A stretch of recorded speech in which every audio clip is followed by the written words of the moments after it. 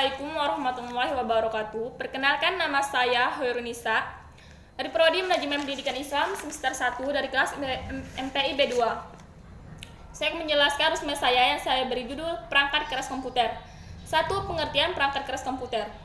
Perangkat keras komputer atau hardware, suatu alat atau perangkat yang mempunyai fungsi untuk melakukan proses masukan data atau input, proses pengolahan data atau proses, dan keluaran output, dan dapat diartikan sebagai perangkat yang dapat diraba, dilihat secara fisik, dan bertindak untuk menjalankan instruksi dari perangkat lunak atau software.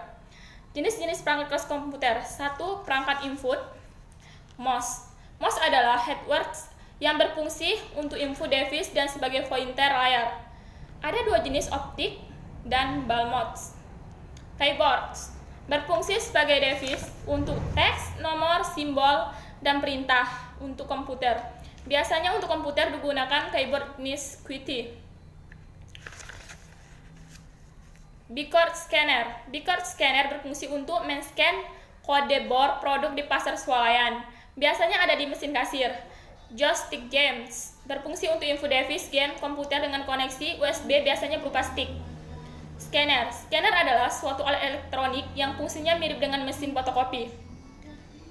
Webcam. Webcam berfungsi sebagai info device gambar video, bisa digunakan untuk chatting tatap muka. 2. Perangkat output. Ada monitor. Monitor adalah perangkat keras yang sangat penting dalam komputer. Bertugas menampilkan gambar dari CPU yang telah diproses dahulu oleh AGP. Jenisnya itu ada CRT, LDR, dan monitor volt berlayar TVT. Monitor diperkenalkan pertama kali oleh Horrocks tahun 1974.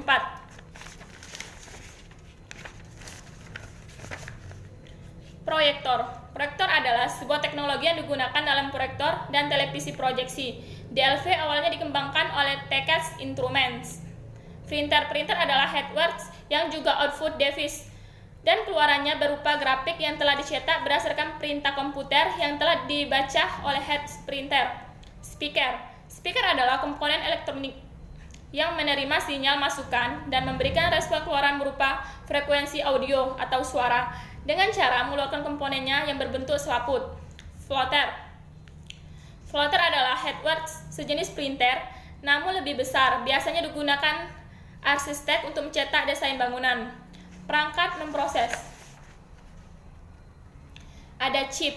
Chip adalah hardware yang ikut mengontrol aktivitas keluar masuknya data. Motherboard, papan sistem atau papan induk yang merupakan tempat CPU, memori, dan bagian lainnya, dan memiliki slot untuk kartu tambahan. Shortcut biasanya merupakan perangkat perlengkapan standar PC multimedia di pasaran, berfungsi untuk mengubah sinyal dari processing unik ke bentuk sinyal suara yang diterima oleh speaker. Memori RAM, tempat penyimpanan data jangka pendek, sehingga komputer tidak perlu selalu mengakses hard disk untuk mencari data. VGA card merupakan alat untuk memberikan resolusi warna sebagai memproses penampilan gambar ke monitor. CPU untuk mengatur dan mengendalikan alat-alat input dan output. CD-ROM. CD-ROM drive berfungsi hanya untuk membaca CD dan menulis ulang capping CD yang telah dihapus. Floppy disk drive adalah sebuah perangkat penyimpanan data yang terdiri dari sebuah medium penyimpanan data yang magnetis bulat yang tipis dan berfleksibel dan dilapisi lapisan plastik terbentuk kotak atau persegi panjang. DVD-ROM. DVD-ROM singkatan dari digital verset disk, lebih besar kapasitasnya dari CD dan fungsinya sama dengan CD-ROM atau RW. Stroke. Hard disk berfungsi sebagai penyimpanan data di internal caching atau biasanya tempat penyimpanan program.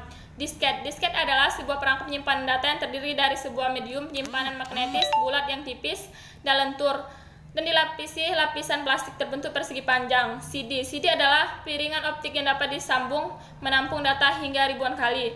Memory card. Kartu memori adalah sebuah alat penyimpanan data digital, berkas digital, suara digital, dan video digital.